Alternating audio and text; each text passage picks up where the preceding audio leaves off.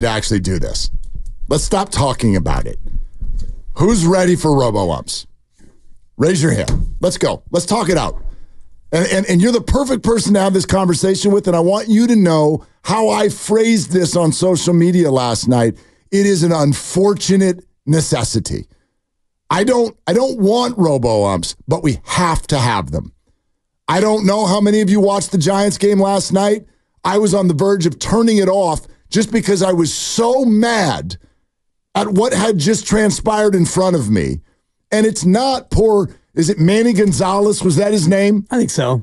It's not 100% his fault. It is his fault. He had a terrible night, but who doesn't? Who doesn't? Giants go 0 for 4 with 4 strikeouts. People have bad days at work. So I'm not guns a-blazing on Manny Gonzalez. But baseball, you can't do this to us. You cannot offer this to us as an entertainment product.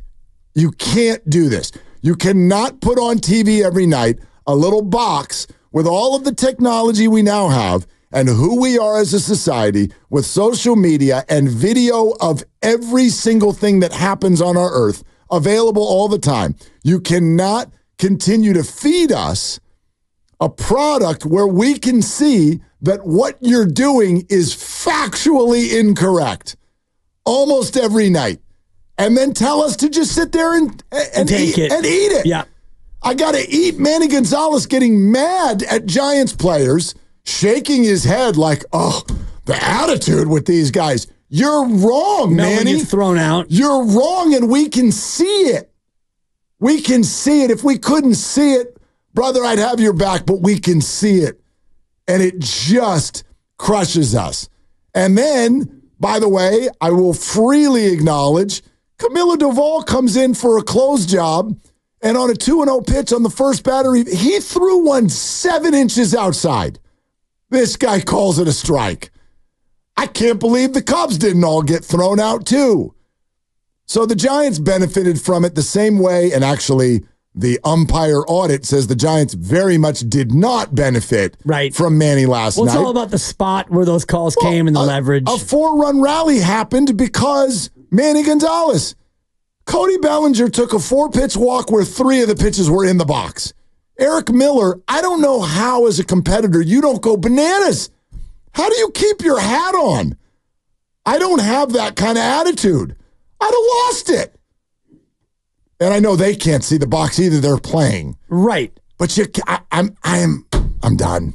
I can't watch this anymore. It makes it so that when you do watch the game, you're more fixated on the box and the umpire than you should be. And it used to be that the umpire was just, faceless, and you might have an umpire have a good night or a bad night, and you wouldn't really think too much about it unless it was really, really egregious.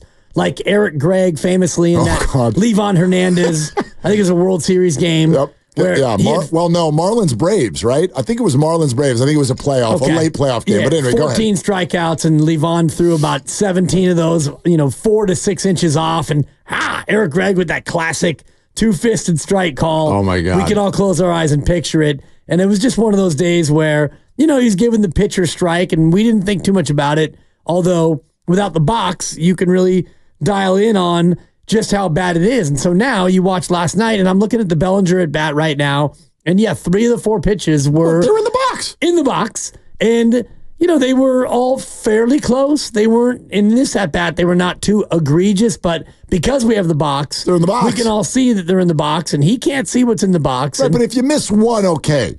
You missed all 3. Steiny had a caller, Steiny and Guru earlier. I think it was Scott, and I can't remember where he was from, but he made a great point about the nature of the box versus the nature of the reality. Okay. Because the box is a 2-dimensional object, and the umpire is actually grading each pitch in 3 dimensions. That's in other words, the plate is, it's about 5 inches deep from top to the point, 4 or 5 inches. I don't know the exact dimension, but when the pitch enters the zone, the box, as opposed to where it goes when it's caught, it can be a lot different as far as whether or not it catches the corner or doesn't catch the corner. Right, and of course the rule is what matters is when it crosses the start of the plate, the flat edge of the plate. But yes, and I freely acknowledge this. I'm not trying to come down umpires' roads.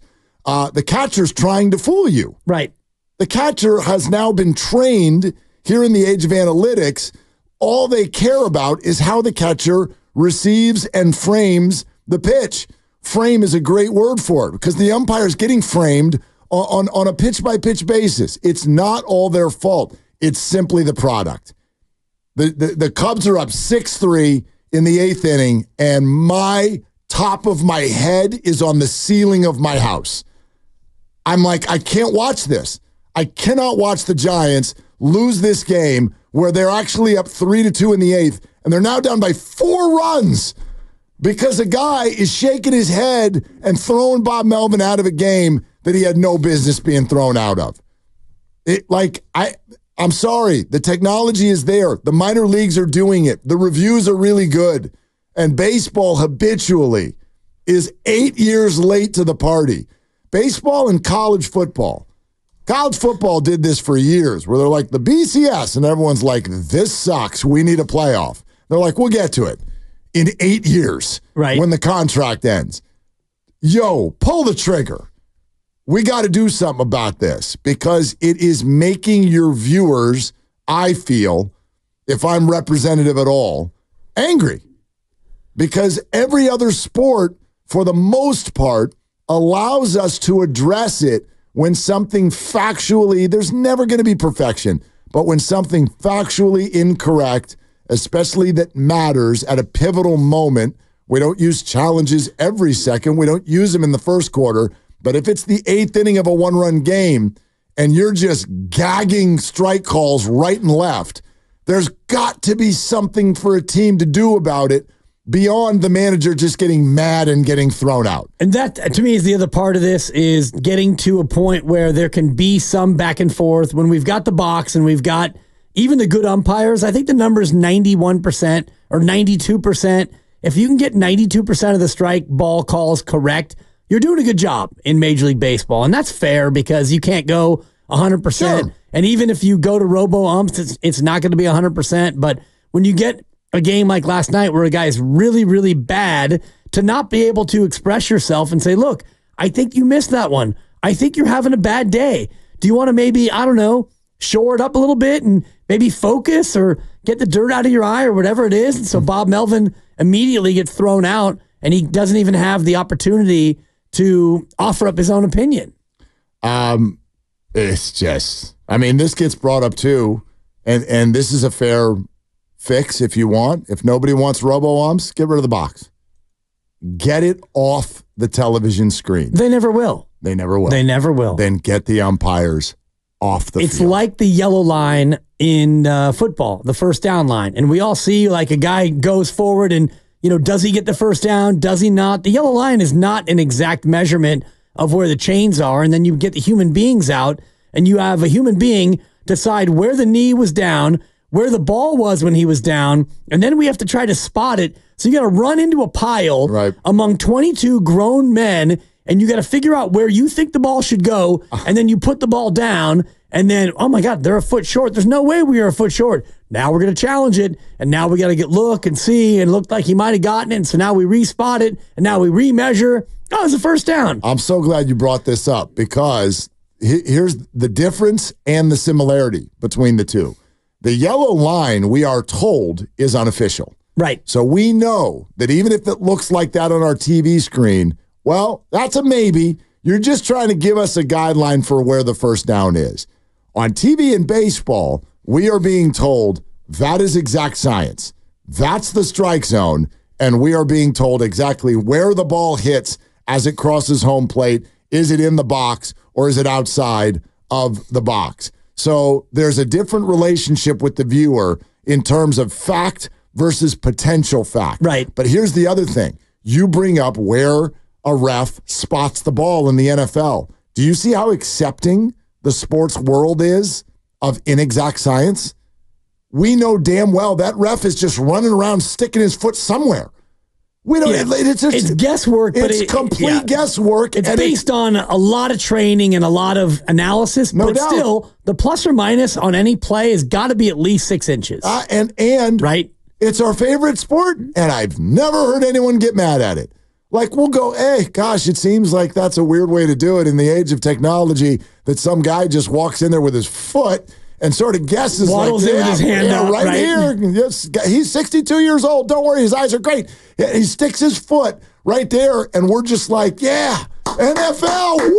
Well, and the other one is then we bring in the chains from the sideline, and even though the chains are, somewhat specifically marked, there's a plus or minus there as well. Someone put them there. So now you have a 63-year-old part-time official who's also a lawyer in Birmingham. He's going to run in and put his hand up, and then a couple other guys, 58-year-old CPAs, are going to waddle in with the chains, and now we're going to have inexact measured by inexact, and then another guy's going to go up there with his index card and see if it's there or not, and then we'll decide on a 4th down in 2 minutes to go in a playoff game?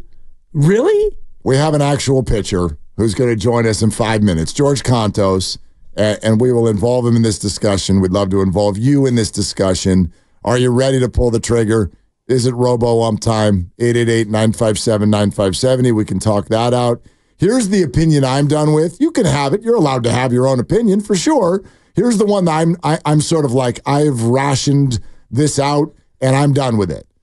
Oh boy, the beauty of human error. Done. I'm done. There's always been human error when it comes to sports. There will never not be human error, but the whole the romanticism of human beings and their imperfections all on the field together, having a soiree. I'm out. I'm done with that being something we're striving for. I don't need the human element. Do not need human error. There will be some. Of course. And that's fine because that's life. But I feel sometimes there's an argument where people are striving for it. I don't want to lose the human error. Well, that used to be me, but now when you're seeing things in the modern way with so many errors. I mean, 92% now is considered good for a home plate umpire. And, you do have the technology and you realize that as a human being trying to umpire these pitchers, it's too difficult now for the human eye. And you think about tennis, they no longer have the human beings calling the line on a serve because the ball's going 130 miles an hour and a human being cannot see that and be able to make the call. And it's the same thing now with home plate umpires. I think that the numbers for last night, Manny Gonzalez was around 89%. You said lower, he missed, he missed 27 pitches. Yep. And it, based on computers and whatnot, it gave the Cubs over a run in the game last night. I don't know, the game I watched, it gave them 4. Well, I'm looking at the Doval 2-0 pitch Ridiculous. To lead off the bottom of the ninth. That was the worst one of the whole night. And, Wisdom would have been in a 3-0 count. Instead, it was 2-1. So, yeah. No, it helped the Giants there. Yeah, big time. Yeah. All right, George Contos